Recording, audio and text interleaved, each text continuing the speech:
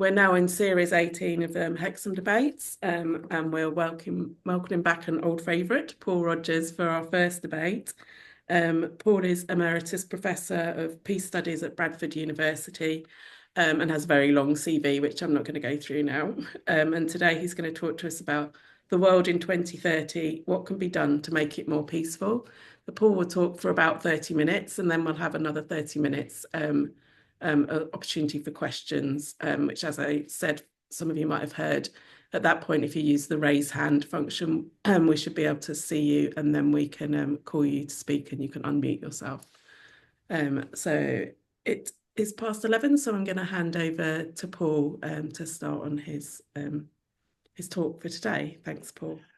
It's lovely to be back, and I think it was the second year that Hexham Debate started that I came along. I think Bruce Kent said that I should go, and sort of went very willingly. It's been great to be involved ever since, and it's lovely to see the debates continuing in the way that they do. I set a fairly broad target this time, and it's a theme that we've discussed a little bit in the past. And it's really just a rather different way of looking at what are the very general problems that are facing us in terms of the world, rather than any particular ones. You can look at issues like the environment, risk of nuclear war, and all the other issues. But in some ways, it may be quite useful to sort of look at it as an overall thing. I think we did do this a couple of years ago. And if I remember rightly, excuse me, and if I remember rightly, we really put it in terms of three major problems that are being faced at the same time, which is what makes this period of history such a difficult one. And the problems essentially are, first, we have a major global environmental crisis developing, mainly but not entirely around climate change or climate breakdown. We have really serious economic problems, mainly of inequality worldwide, and certainly in Britain as well. And at the same time, we have a very strong tendency to have recourse to war when we see major challenges ahead. And so, you talk about climate breakdown and the risk of huge numbers of refugees, people sort of fleeing places that are no longer inhabitable. And people say, well, how do we protect ourselves? Not how do we actually prevent the problems happening in the first place. And I think this is one of the real things that we have at the moment. And then right across the board, there's a tendency to sort of draw in on oneself rather than look at the underlying problems. So this is where we are at the moment. Let me just recap a little bit. I think we've got the three major issues of environment, economy, and security, just to put it very simply. I'd just like to go through those briefly, maybe about 5 minutes each, how the problems are developed, and then look much more at what we can do, particularly in the next 5 years. Where can we be by sort of 2030, where things are at least slightly more on tap, and where we're starting to get to grips with the problems, because they're very serious, they're very major, but they are solvable. And that, I think, is the thing to remember. So I'll start off, if I may, with sort of on the environment side. And although you could talk a great deal about the problems of biodiversity and other particular issues, the overarching one, I think there's a change in the last 2 or 3 years since we last had this discussion on the Hexham Debates, is the whole issue of climate breakdown rather than climate change. But it's worth putting this in perspective, because although it's been around for a very long time, it's only in the last 20, maybe 30 years as it's come to the fore. If you go right back to the start of the environment movement, you'd really go back to I suppose the early 1960s would be the time to do it. And I mean, you could put various sort of things to the front, but for my mind, there are two books which are worth remembering. One came out, I think, in 1961. That's by Rachel Castle, a gifted fisheries biologist who wrote this extraordinary book called Silent Spring, which was one of the first indicators of one human impact, which was having sort of a very big effect, because it was a new form of pesticides, organophosphorus ones, which were essentially killing a lot of the bird life. And that really stimulated a lot of people to take these things more seriously, along with a lot of other people doing loads of work. But the interesting thing is, of course, it was bitterly opposed by the agrochemical industry. And from the start, you had a sort of a conflict developing. During the 1960s, the whole environment movement developed a lot. And in fact, by the early 1970s, the Nations actually called a conference, the UN Conference on the Human Environment over in Stockholm in 1972. And that was to look at the major issues, although they were mainly directed at the industrialized countries, one has to say it. Just before that conference was held, you had this other book coming out called Limits to Growth. And that was a team led by a very skilled, you would call systems analyst in a way, by the name of Donella Meadows at the Massachusetts Institute of Technology. And that was basically saying, if we continued down the path, the computer modeling, which took in environmental factors, suggested that within 50 or 60 years, we would be seriously exceeding the capacity of the world to support human activity. It was looking quite long term ahead, and people assumed it was immediately doom watch, which it wasn't. But the thing about Limits to Growth was that it actually took a global picture. And of course, it struck quite a chord across the global south when it was actually saying we're likely to run out of particular resources. And as a result of that, it became more of a worldwide issue rather than just an issue of the environment up in the northern industrialized countries. Now, quite soon after that, we had the first experience of the kind of global impact which related to these kind of issues. Some of us will remember that in 1973, you had the start of an extraordinary period of volatility on the world oil markets. And in fact, oil prices went up in about 8 to 9 months by 400%, which is unbelievable. But it set in motion during the course of the 1970s of that phenomenon we're now familiar with now called stagflation, where the economy overall went into kind of almost into a reverse. And it took many years to climb out of that. And that actually put to one side the developing problem of environmental limits. And you had to go right through until another about 15 years in the early 1990s when it was coming back. When it did, then obviously by that time, people had realized the really big issue was climate change and the increase in carbon dioxide in the atmosphere. And so you had the start of the UN process, the Framework Convention on Climate Change, and the Kyoto Protocols in the 1990s. In 2001, of course, you had 9/11, and everything was diverted. And also you had in the United States, the Bush administration for 8 years that basically did not take climate change seriously. And it's only really in the last 15 years or so that it has really come to the fore. And it certainly has now. And what is accepted is that we're in an increasingly dangerous position where we're starting to get the actual signs of climate breakdown. And if you look at it now, it looks really quite grim. We've seen very recently, for example, the events in Valencia, and of course, what's been happening very recently in Los Angeles. But for each of those events in industrialized countries or former industrialized countries, you have far worse things happening in the global south. Really serious in many ways, the sorts of floods and storms and the rest are almost unbelievable. But we're now, I think, waking up slowly to the fact that there's a major problem and that it has to be acted on extremely quickly. We don't have the time that we thought we had. And we have to decarbonize, stop pumping carbon dioxide, and indeed, where we can, methane into the atmosphere, and really trying to calm the whole thing down. So that, if you like, is the difficulty. And it really is becoming much more urgent. I mean, we have the news from the Met Office just this last week that it's going to be extremely difficult, if not impossible, to hold to 1.5 degrees centigrade rise. And we're heading for more like 2 or 2.5%, by the middle of the century. And that, I think, is really quite extraordinary, but it is what is happening. So there, I think you have the first issue.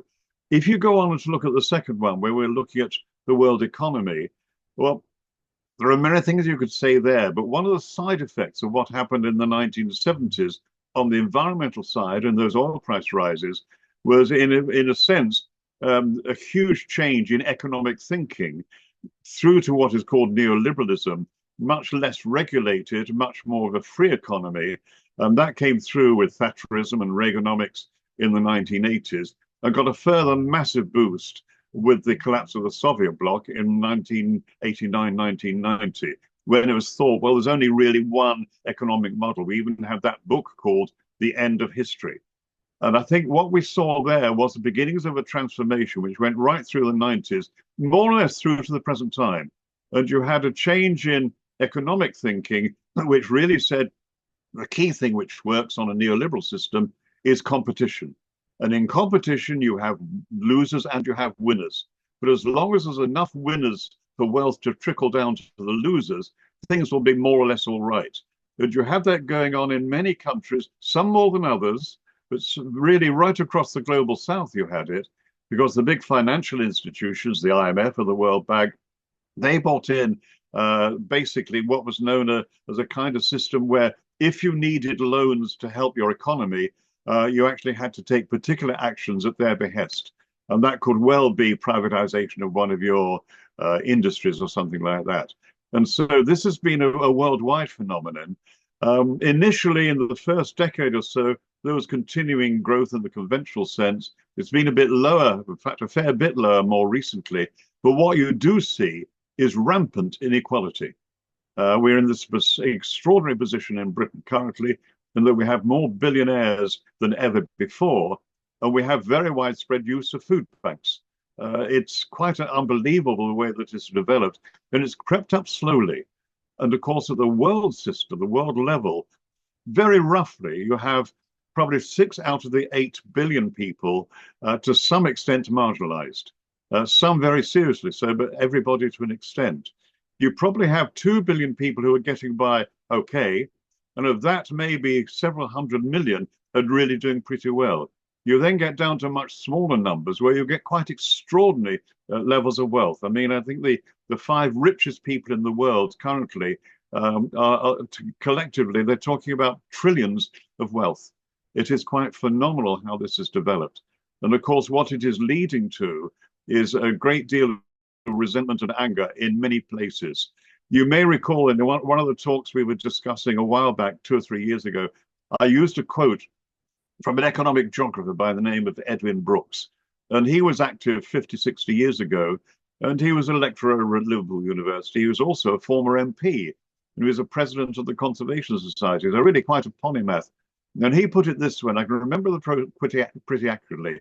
What we have to fear is, quote, a crowded, glowering planet of massive inequalities of wealth buttressed by stark force, yet endlessly threatened by desperate men in the global ghettos of the underprivileged. Now, we use the term men of a rather different gender today as 50 years ago. I actually like the way he used the term privilege, because you don't normally think of it in terms of privilege, the privilege of wealth or the privilege of this, that, or the other. But what he was saying then 50 years ago is far near where we are now. And it also means that you have a great deal of anger. And one of the things I think one has to remember is that if you look at the world scene in broad terms over the last 50 or 60 years, there's been one area where there's been incredibly impressive development, and that is in education and literacy and communicability. And that, I think, is mostly as a result of people working right across the global south. But it does mean that people are much more aware of how the world as a whole works and their place in it. Some of the older lags among us may remember a popular phrase from about 40 years ago that sociologists tended to use, the revolution of rising expectations. And that was a revolution in which everybody is getting steadily a bit wealthy. The fact that there are divisions makes it rather less important. Now you're into the era of the revolution of frustrated expectations, where people really are far more concerned about where they are in the scheme of things and know full well where they are.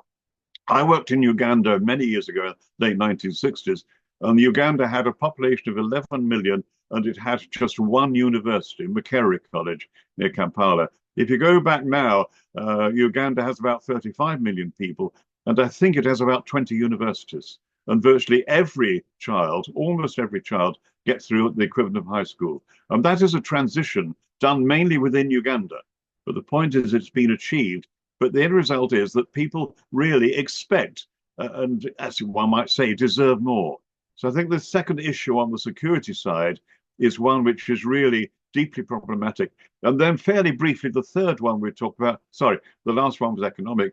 The third one we talked about was actually security.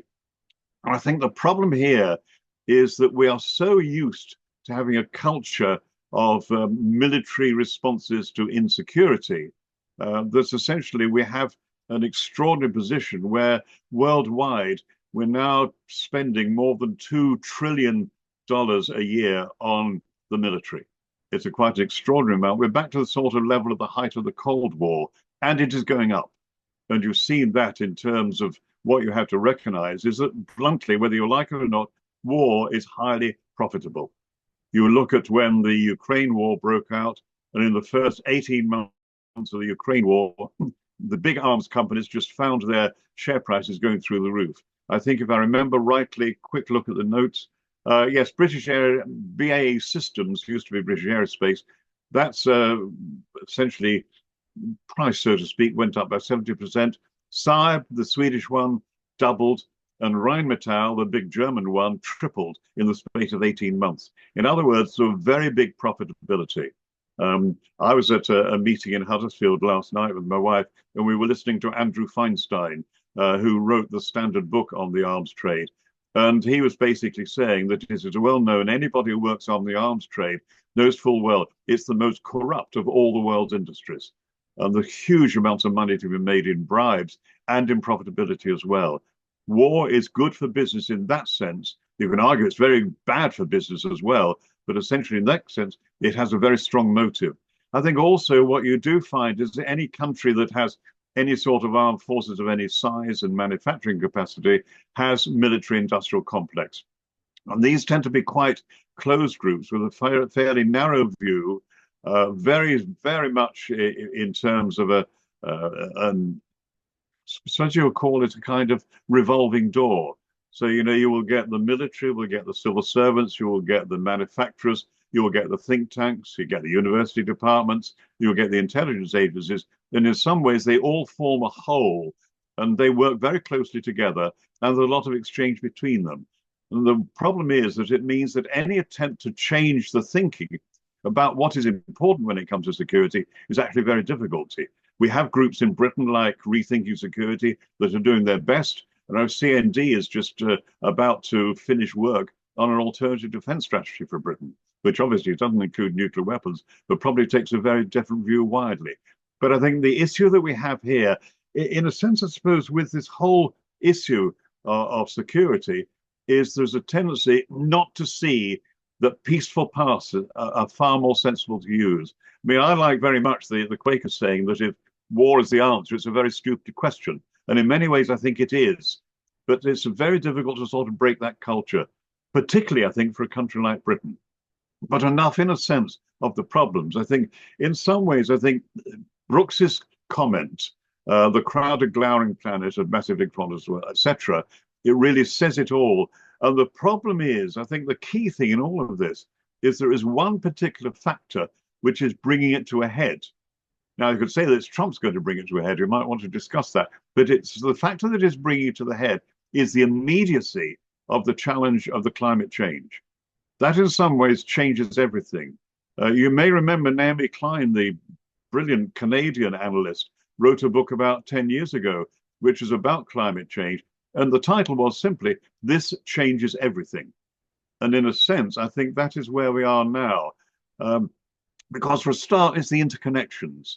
If you have a major problem on the climate side, which leads to big shortfalls in harvests, then that has an immediate, very serious economic impact, particularly on poorer people. If you have it to the point where people may be so desperate they're trying to move to places where they can have a better life, then essentially that is also seen as a threat. You have this spectacle of politicians standing on the gravel at Dover, warning about the invading hordes. And these are people trying to get here desperately from outside. So it's very easy to essentially, from a populist point of view, frighten people that this is something which they cannot control, and basically they've got to close the castle gates. And essentially, that I think is where we have to turn it round. Let's look at how we can turn it round, though. And I think the first thing, and probably the most important of all, is what is happening on the climate side. Essentially, I think there's a very, very big change which has been happening in certainly 10 years, maybe even 5 years, in thinking on this. For a start, climate science itself has got very much better. There's much more of it. There's much more comparisons with systems, and you also see much more in the way of forecasts, which people are pretty confident about. What has been happening is that the whole system of modeling the climate, it's still got a very long way to go, but it's much better than it was. And what you're now finding is if you actually develop a model from the climate as it is now and project it forward 10 years, you can say, this is where we're likely to be in 10 years' time. How do you know that? Well, what you do, you go back maybe 20 years into the past, get all the data from then, and apply your model to that data, and then see how it compares with what actually happened in the following 10 or 20 years. And it's that sort of system which is leading to much greater confidence. So the climate people are much surer about what is happening and why, and how we might be able to turn it around. That, I think, is important. It's also clear that the climate is actually changing. We are getting more and more examples of climate breakdown, as we were saying right at the start of the chat. You know, what you're seeing happening in Los Angeles and elsewhere. And, you know, there's extraordinary drought in the Amazonian basin, which hardly gets recorded. And some of the floods which you've had in Eastern Africa have been sort of the worst in any memory. So this is actually happening now. And that, in a sense, you could say, well, that was certainly true 5 or 10 years ago, but it's becoming more so. And that means that ordinary people are now much more aware that climate is the big problem for the future. And younger people, I think in particular, are much more worried. So in a sense, the awareness is there. The area where I think there's something which is much more positive happening is, of course, in the area of what you call radical decarbonization, moving an economy away from huge dependency on fossil carbon as the major energy source. And that really is speeding up hugely. We've seen that in terms of what can be done and how quickly it can be done. I was just looking at plans for a new offshore wind farm quite recently. One of our sons is a maritime engineer, so you get this stuff from him in part. And basically, if you get one of the new wind farms well out in the North Sea, where the quality of the wind is much better and more reliable than it is near land, you know, if you're sort of 30, 40 miles offshore, then a 10 by 10 array of 10 megawatt turbines is basically 1 gigawatt. It's basically 1,000 megawatts. And that is about the size of a nuclear power station. So one of those arrays, which is not huge in terms of the area it covers, is as important and much cheaper and quicker to build than a nuclear power station. Yes, there are problems about reliability and dependability, but even there, the big transformation that's happening with battery power is starting to make a change there. In the ordinary way, you know, what ordinary people can do is astonishing. You know, you can have the kind of array that you could have on the roof of your house 15 years ago. Would at the time, if you had a standard array, I think it's a 3.8 kilowatt array, then that would cost you completely about £11,500 to install. And that at present day prices would be what, 14.5, maybe £15,000. The price of that kind of system now is about £4,500. In other words, it's less than a third of what it was. And that is because of new technologies and improved methods of production. So the point here is the biggest single issue in some ways is the issue of trying to get to grips with climate breakdown before it becomes utterly disastrous. And the good news, it is possible to do. The bad news is we're not doing it in anything like quickly enough. And that is where I think the change has to come.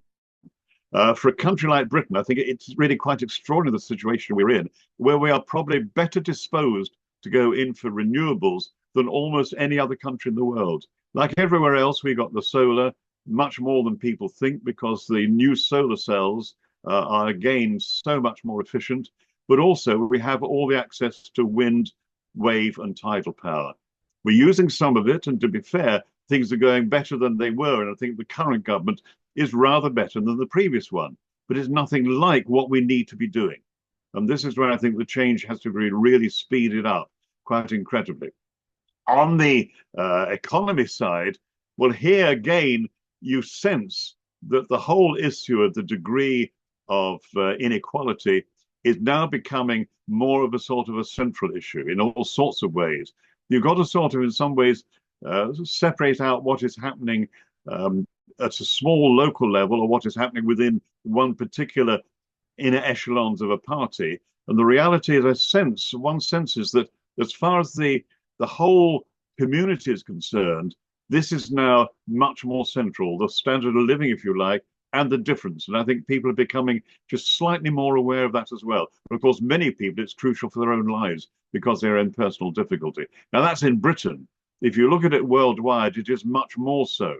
And you're looking at many parts of the world where people are really almost rebelling against the situation they are in. There is, in a sense, something like a revolt from the margins. That, I think, is in the early stages, but we do have some very good think tanks, very good ways of doing it, and there are alternative economic models out there. And it's worth remembering, people tend to forget this, cooperatives and mutuals aren't that big in Britain. They're bigger than you think, but they're not that big. Worldwide, there are nearly 1 billion people who are members of cooperatives. And that, I think, is very different from what one expects. In some countries, the pattern of cooperatives and mutuals and the rest is much more advanced than it is in Britain. And that is one particular model which can take things rather forward rather quickly. And you look at some of the co-ops in Southern Europe, Mondragon co-op in Spain is a very good example, which are actually extremely successful. And here again, there's lots that you can do, but it will require a change in government actions, which again is starting to happen. Interestingly, Spain and Switzerland have now both introduced wealth taxes. They're small, they're initial, but you can build from that. What do you need to do on this side? Well, if you go back to the whole neoliberal thing, I think essentially, obviously, when it came in the 1970s and early 1980s, you had big changes in the tax system with much better tax systems affecting the better off people. In other words, there was really any kind of increase in your earnings was actually rewarded by a different tax system. You had a lot of deregulation of both financial systems and more general commercial systems. You certainly had a kind of assault on organized labor, on trade unions, which were not regarded as necessary. And you had very widespread privatization, including of many what you would call public bodies. That certainly happened in Britain. It's happened in many other countries as well. All of those can slowly but surely be reversed. Be perfectly possible to bring in some sort of wealth tax at an early stage. I mean, for heaven's sake, the richest 1,000 people in Britain have, many billions of pounds to their credit. And it's a system where you can start the change. You can do a huge amount actually to cut down on tax avoidance and tax evasion, illegal evasion. But of course, you've got to have political will to do it. And you're running against a system where, particularly the media side, would be against anything like this. I was just buying a newspaper across in the local co-op, as it was just an hour or two ago, and it was the headline on the Times, possibly typical of Times, was that billionaires rush to leave Britain because there's now some sort of fear of a slightly stronger taxation system, even under the current government, and people are now getting ready to leave. Whether it's true, of course, is another matter. But those are the kind of things you can actually do. You can certainly reverse some of the privatization, and a lot of it will be popular, and some of it is actually happening. There's no reason why you should be privatizing the national health system. And that is happening at the moment, almost incrementally, month by month. Essentially, you can turn it round given the political will. And some things may already be starting to happen there. I think the tricky one in some ways is trying to change the attitudes to security. The constant tendency to sort of fall back on protecting yourself, not understanding why you should even feel that you need protecting. And this, I think, is the area where there is much work to do. I mentioned at the start that group, Rethinking Security. If you're not already involved or following it, I really check it out. It's just rethinkingsecurity.org. And it's a group of people, some people who are professional mediators, others who are campaigners, others academics. And they've been meeting and doing a lot of work, running a very good blog, trying to look at it in a very different way. They're publishing a report on human security, I think, in a few months' time. So that's a sign of things actually going on. Where are we overall? Well, I started off by saying what we could do is look at between now and 2030. If we don't take the kinds of actions that are just sketched out very quickly, then I think we're going to find ourselves in 5 years' time really pretty far down a line, which is going to be very, very difficult to reverse. And essentially, we will certainly have more and more extreme weather events. There's no doubt at all about that. Probably more and more anger on the margins and more instability as a result, and more of a tendency to try and clamp down what I call lidism. You keep the lid on things rather than to go down to work out what the underlying problems are. That would be the worst case. The other side of the coin is you would actually be at the start of a possibly transformative period.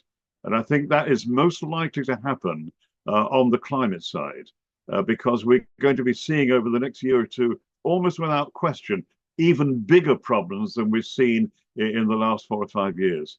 And that, I think, is just going to, it is such a wake-up call that it becomes essential. And essentially, I think governments are going to find they're forced by public opinion to change. Awful lot of that is dependent on people like us helping to make that change happen. But I think there's some room for cautious optimism. And in some ways, you could put it this way. What is happening globally is that the system as a whole is exceeding its capacity to work. But it shows signs of that at an early stage. We don't suddenly leap into full climate breakdown. We see it in the form of individual events. That is terrible when they happen, but they also are very powerful indicators of what has to be done. And the more those happen, and the worse they are, then the more likely to get a reaction. What we have to do is to make sure that the reaction comes as early as possible. It's that definition of prophecy, which I rather like. Prophecy is suggesting the possible. So when things become progressively more difficult, we already have a good idea as to what to do. We may already be starting to do it. And in some ways, I think it's going to be a bit of a race between not doing it and starting to do it and speeding up the process. And this is why, in so many ways, the next 5 years, I think, are going to be very important. Certainly, the next 10 are going to be crucial. Almost all the targets for decarbonisation need to be brought forward by what we have now. It's just not good enough what we're doing. I just hope, and I think many people hope, that the next big meeting on the climate in Rio, is it Rio or Brasilia? Rio, I think it is, this coming autumn will be the one when people really start to say, we have to do this, come what may. Okay, it's going to be very difficult with the likes of Trump in the White House, but you have to persist with this. And you may find that even somebody like that has to change his ways in the face of what becomes blindingly obvious. I think I've gone on a little bit over the half hour. Sorry about that. So let's bring it to an end now. So we've got plenty of discussion. Okay. Thanks very much, Paul. No, that's pretty good timing, especially all that subject matter you've had to cover. So if people want to ask questions, if you're at the bottom of your screen, you should have a raise hand button. And if you press that, then your name will come up near the top of my list and I can call you. So I can see that Penny has got a hand up first, Penny Grennan. So if you want to unmute yourself and ask your question to Paul, thanks. Yes, thank you very much, and thank you, Paul. That was an extraordinary half-hour journey through what we need to do. I'm interested in the balance of the so-called world order, and so I've got a rather difficult question that I just like to put forward. So I'm wondering how we can reconcile a fight for resources and power, which is often contingent on force, with notions of democracy, which is supposedly contingent on consent. Yeah. Wow. Sorry. No, fair enough. Well, one thing I would say immediately is that we have to remind people constantly of the abundant evidence that wars don't work. We never do this. I mean, there's a big defense review. I think the new government's doing a defense review, heaven's sake. We've been through so incredibly bad experiences in recent years. If you take Afghanistan, Iraq, Libya, 3 examples, 2 huge, one rather smaller, of wars that have made things much worse, not better. And I think it's something where we had to be much more strong about. I've been very lucky in my career. I've been able to do a lot of lectures at the defense colleges. And obviously, they tend to look at it from very much a military point of view. It's their jobs. They're there to defend the realm, to use the phrase. But the point is that in doing so, you don't stand back and see, well, what is the effect and has it worked? And it just hasn't. I mean, in the wars, the so-called post 9/11 wars, a group over in the United States at Brown University, the Watson Institute, and they have this big research program on the cost of war. I can't give you the precise figures, but very roughly speaking, they reckon that the post 9/11 wars have killed directly 950,000 people and indirectly another 4 million. They've displaced nearly 40 million people. And the number of injuries and maimings, it's unbelievable. And none of these wars has worked. I mean, Afghanistan is in a worse position than it was before. Iraq is a mess. Libya is in even bigger state even now, sort of 13 years after the end of Gaddafi. So I think we have to push very strongly on this. It does not work. And say you have to go for more effective alternatives. It's not easy and it's not straightforward, but I think in this way you have to be very confident in what you're saying and just pull people up for a start and say, no, it hasn't worked, has it? When you face up to it, what's really happened? I think that would be the one answer I could give fairly quickly. Sorry, I lost my unmute button. Thanks, Paul. And I'll just move on to the next question. Is David, if you want to unmute yourself and ask your question, please. David Mellor, yeah. Hello, Paul. Thank you for the inspiring talk. I don't know whether you really got into degradation of nature and how much that compounds the other issues that are around. I mean, decarbonisation is a huge issue in itself, but how do we turn the nature issue around, which are linked with climate? Could I just mention another point? How sure can we be that by going into reverse, that we can turn things round? You mentioned that the climate science is improving a lot, and the scientists know much more about the impact of human changes. Could it be rather simplistic that simply by reducing the amount of carbon going into the air and not doing anything about nature, that things are going to turn round? That might be a rather more pessimistic outlook, and I apologise for that. But if you have any thoughts on those points, that would be interesting. No, I think it's absolutely fair, David. I mean, essentially, in parallel with the big climate meetings, the COP meetings, you've had the COP meetings on biodiversity. Then they normally happen about a month before the others. They get much less publicity, but they hit the nail right on the head on that, because that is what they're about. And of course, the two do go together very strongly. Much of the biodiversity loss is also made worse by changes in climate induced by carbonization. But there's a lot of agreement about what has to be done, but not the political way to do it on the nature side. The one advantage is that when you're looking at issues like loss of biodiversity, ordinary people can be affected almost directly. They can see it happening. And also in many countries, there's a recognition, and it's popular among ordinary people, that you've got to try and protect the very diverse communities, that species loss is a disaster for everybody and for the planet as a whole. Because the whole biodiversity issue and nature are very much there everywhere, I think you have a greater chance of people recognizing it, because they can see a local disaster. So it's a big task, and you're absolutely right that if you sort out climate change and then don't have much in the way of biodiversity at the end of it, where are you? You're not much better off. But in some ways, I think this is an area where you can grab it. And the main thing is, if people are prepared to work on, people are very keen on particular things. They're worried about, something like the loss of bee colonies or the whole whale thing, or many others. And they become very sort of concerned with that. Then I think the problem is that if that is what is happening, then they lose sight of the fact that we have this very big issue as well, the whole climate one. So I think in some ways one has to connect the two and really in some ways benefit from the fact that in what you're seeing on the biodiversity side is ordinary people can get to grips with it themselves, which may be some help. Thanks, David and Paul. Thank you. Next question from Caroline Westgate, please. If you want to unmute yourself, Caroline.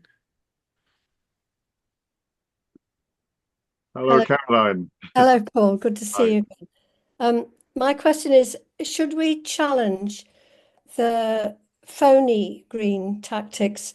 I mean, we're all supposed to be buying electric cars, but the impact of mining lithium is leaving a huge environmental footprint.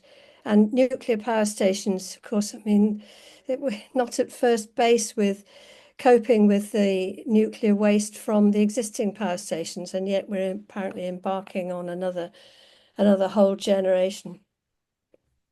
I think the nuclear power thing is a very big issue, because it's almost as though we're going back to that at a time when we've not in any way solved the problems of waste. I mean, I don't know even what the estimates are these days for clearing up even the first generation of power stations. I mean, they were heading beyond 100 billion when I last looked. And that's all down to the taxpayer now. That's the Nuclear Decommissioning Authority that has to pay for that out of our taxes. One very rarely even understands that. And we talk about this over many years. Now, I think nuclear power it may be better than it was in terms of reliability and safety and the rest, but it is not the way forward by any stretch. Apart from anything else, it's far, far too slow. On the other issue you're talking about, yes, every change is likely to have a bad effect. And I mean, alongside what you're trying to do, moving away from excess use of carbon dioxide, you've got to try and get things scaled down. I mean, a related problem is that, if people find that they can get sort of a big SUV for the price of what was sort of 10 years ago, a relatively small family car, they'll go for the big one, which in fact is in many ways using up even more resources. And one of the problems is if you do start to cut down, and then you find you've got more money to spend, you spend it in terms of sort of, well, frankly, one needs a generational change in terms of attitude of individuals, which is a very hard one to call, but it's one there. But lithium and other areas, I mean, you look at what is happening, it's not related specifically to electric cars, but look at what is happening in the DRC. This is a war which has been going on for heaven knows how many long. And a lot of it is down to, trying to get supplies of coltan and one or two of the other rare metals, simply because they're used in electronics in all forms. And yes, the link on the resource side is really a very grievous one. There's no direct answer, except to say wherever possible, you minimize to the great extent you can in the process of doing the transition. But the transition has to come in some way. Thanks, Paul and Caroline. Our next question, I think is that Molly Somerville? If you'd like to unmute. Yes, it's not David, it's Molly. Right. Hi, Paul. Hi, Molly. My question is, what role do you think non-violent direct action by groups like Just Stop Oil have to play? Is it positive or negative? Personally, I think it's positive. And I think, it's worth remembering historically the extraordinary capacity of this kind of action to have. We tend to forget this, but, some of the greatest changes in social history over the last 120 years have been very largely partly down to non-violent direct action. Go right back to women's suffrage. Yes, there was violence against the women hugely, but there was also many, many non-violent actions. You look at the Gandhi experience in the 1930s and what that did for speeding up the whole process of decolonizations in the 40s, 50s, and 60s. You look at the civil rights movement in the United States in the 1950s, again, non-violent direct action. And you look more recently, we tend to forget, the huge citizen movements in the late 1980s, which brought the earlier end of the Soviet bloc. Well, those are four of the biggest movements in social history in the last 120 years, all with a very strong level of non-violence in them. So yes, I think it is hugely underestimated in terms of capabilities. It may not be popular at times. Many of the suffragette actions were not popular at the times, but they were part of a way of affecting change. So I think all I would say is it's underestimated in terms of its significance by a very long measure. Thanks, Paul. Hope that answers your question, Molly. And our next questioner is Jim Robertson, if you'd like to unmute and ask your question. Morning, Paul. Thanks very much again for your input. In one of your strands, you touched economics, but it didn't move towards the substantial challenge of creating alternative sustainability and income systems. And as you probably know, in Jarrow here, we have 15 people currently on a government experiment with an unconditional income, UBI.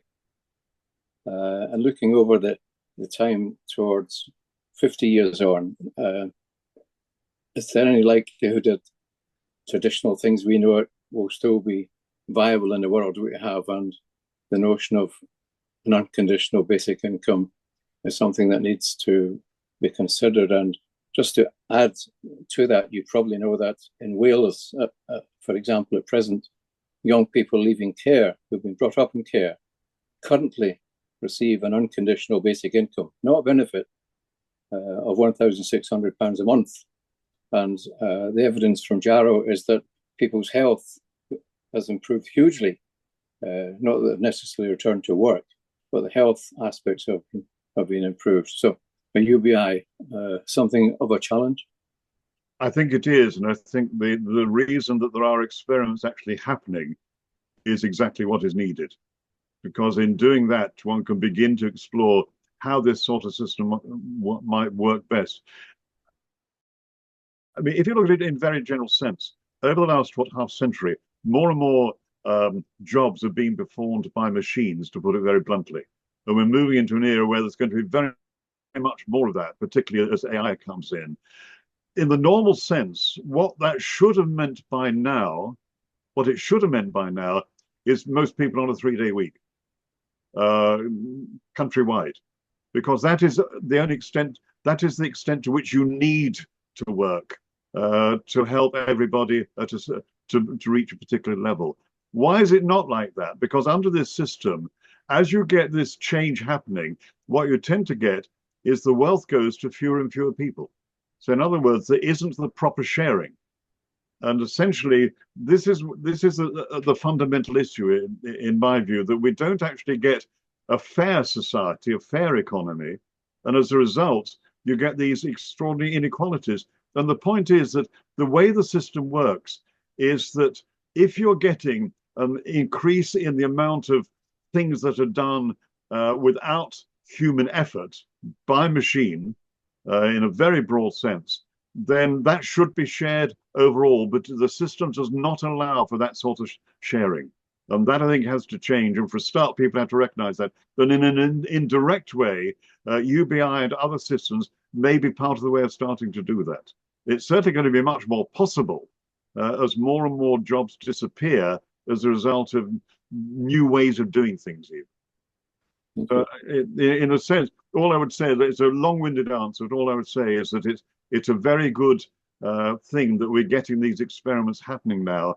Now they're being followed carefully, but one has to remember that the basic system militates against this, which is why it's going to be a pretty tough one to bring in. Thank you. Thanks, Paul. And Hugh Grant, would you like to ask your question? Yes. Well, first of all, thanks very much, Paul. I do like the positive tone that you always give to your talks and the possible tone. But one of the things that's going through my mind is obviously the Gaza situation and the fact that Lammy and Keir Starmer are both still very quiet on the issue in terms of what could be done. Is there a I mean, Trump, in an interesting way, has pushed for change in that situation, and he's also pushing for less military expenditure by the US. Could that potentially have some benefit for the most bizarre of reasons in the third of your areas that you said was the most difficult to change attitudes in?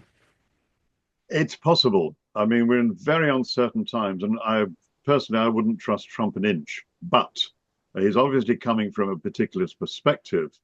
I mean, on this issue now, I mean, things are changing almost by the hour.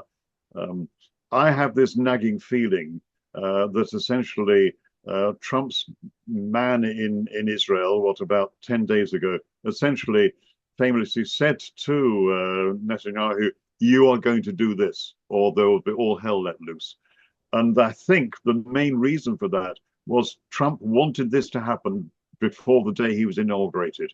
He didn't want this to be going on during and through the inauguration. So I don't know how long it will last once it's in post. But it's certainly, as somebody concerned with the United States on its own position, to some extent isolationist, then he is very dubious about foreign wars. Whether that is genuine is another matter, because so many of these wars are fought in United States economic interest. Yeah. And I think Trump may be getting some pretty hard messages from some of his really senior financial people that it ain't the way it seems, that in fact we don't fight these wars because we're the world's policemen. The last thing we're going to be is the world's policemen. We're doing it for ourselves. Yeah. And I think the end result of that is that may be what is really happening. But I don't know. It may be the other way around, that in fact Trump is taking a very different view and is putting the cat among the pigeons in many ways as a result in terms of ordinary thinking. Certainly the person who's put in the Pentagon is the last person you want in to be efficient in terms of defense. God knows where we'll be with him. Yeah. So the other side of that coin I'm thinking is he's also pushing up NATO expenditure, including British expenditure. So that's a real negative, isn't it? Yes, it is. I mean, I take a very different view on British defense expenditure. I think for a start, we should halve it. It should be about half what it is at present. And it should, I mean, there's no reason whatsoever why we're spending 200 billion on Trident. Trident is an absolute waste in every sense. You know, it's a delusion of post-imperial grandeur of the worst sort. The French suffer from the same disease, I'm afraid. But essentially, we should be cutting hugely down. I mean, what I would like to see is a real cut on military spend. I don't call it defense spending, military spending. And much of that hived off to two areas: decarbonisation in Britain, and even more crucially, much improved development budget, which is aimed particularly at green transitions across the global south. That's one area where you can have a huge impact for relatively small amounts of money and genuinely help bring in change. So I would certainly, and I mean, those aircraft carriers, I mean, the most glorious white elephants we've seen in British imperial history, those two aircraft carriers, they really are. There's a huge way of changing things. And then essentially, there is scope for some military purposes in emergencies. There's certainly scope for much improved peacekeeping. And the wretched thing is, when the British armed forces actually do peacekeeping, they turn out to be quite good at it. They just never get a chance to do it because it's not in the national culture. So I'm rabbiting on now, but what I'm saying is that, in a sense, Trump may shake things up sufficiently. Well, put it this way, let's be really positive. He shakes things up sufficiently, even without meaning to, that it lays open other possibilities. Let's look at it that way. Could I just ask another question? When you talk to the military group, the defense groups that you, well, defense, just the military groups you talk to, do you get any sense of a willingness to change minds? Not basic, not put it this way, there are exceptions. I mean, the military defense has its own think tank. It's called the DCDC, the Defense Concepts and Doctrine Center, down at Trivenham. They've produced over the years many very interesting reports on long-term problems, including things like migration, climate change, and the rest. But essentially, you talk to somebody who's sort of reasonably senior in the military at a defense college, and you say, well, look, my argument is the biggest single security threat facing all of us is climate breakdown. Why aren't you telling the politicians that they have to do something about this now, because you won't be able to sort out the problems in 10 years' time? And they turn around and say, well, it's not really our problem. You know, our problem is to defend the realm. If we see a problem coming, then we have to meet it. I had a personal experience on this about 7 or 8 years ago. Got an email out of the blue from a unit down at Pembroke College, Oxford, called the Changing Character of War Unit, little research unit, and they did various things. I think they were funded by the Leverhulme Foundation originally, and they were doing interesting work on how military thinking was changing. And I had an email saying that they're running a seminar down at Wadham College in July of that particular year for a government department looking at the future problems to British security of weak and failing states. And so what sorts of problems would arise for Britain if you had states which were weak or failing and affected our economy in some way? I said, would you come and do an introductory talk? And then we got a series of experts, top people from different areas of the world in terms of what were the likelihoods of states falling apart. And it sounded very good, very interesting. I sort of do a chat at the start and then listen to the whole day. They didn't actually say who the participants were. And when I got down there, it turned out it was the commandant and the senior officers of the SAS, plus the SBS and MI6 as well. So essentially, these were the people who were looking long term to the problems they would actually have to meet in their work. What were going to be the threats to Britain? Not how to stop them becoming threats. As it happened, the first person to speak after me was a very well-informed woman who worked with Islamic Relief in Birmingham, one of the very big aid agencies we don't tend to recognize very much. And she diverted from her talk to say that one of the things that was getting back to them repeatedly from their field staff was the changing climate. Because, of course, they work in many semi-arid countries. And that, I think, scores a point. But I got the impression that as far as the military concerned, it's a very long-winded answer, Hugh, but as far as the military concerned, their job is to defend the realm, look at the future threats, how do we respond to them? Not how do they become threats in the first place, and how do we prevent that? And that, I think, is where the gap is. Some military, particularly retired military, are very strong on climate breakdown. What's his name? Rear Admiral Morissetti, I think, was one of the key people who retired, and he was very upfront about how dangerous this was. But they are the exception, I'm afraid. Thank you. Thanks for that. That's our last question. Unfortunately, we've run out of time there. But Paul, if you wanted to just introduce that new publication you're working on. Oh, yes. I wrote a book which is recently called The Insecurity Trap, a short guide to transformation. And basically just expands what we've been talking about this morning. It's not long. It's only about 100 pages. And it's got a really good section by a colleague who really works very much on how people can change their campaigning and the rest. Judith Large, some of you may know her. And Judith is down at the University of Kent, and she works very much with ordinary communities and how they can change. And there's a bit of the book about that. So that's available now if you want it. It's Hawthorne Press. But what I'm doing at the moment is just trying to condense the whole thing into 4,000 or 5,000 words. I've just got a rough draft of it. And I suggested earlier on that maybe what we could do would be just to sort of send it round to any of you. In fact, just send you a link to it. It'd just be a Word document. And if you've got any ideas, any suggestions, I'll put my email in with it. But the book itself is The Insecurity Trap. I think it was reviewed in The Friend quite recently and one or two other things. So that will be what you can get. But what I'll do is send you something which is just, instead of sort of 20,000 words, it's about a quarter of that length, which tries to summarize it all. And certainly any comments back from you will be very welcome.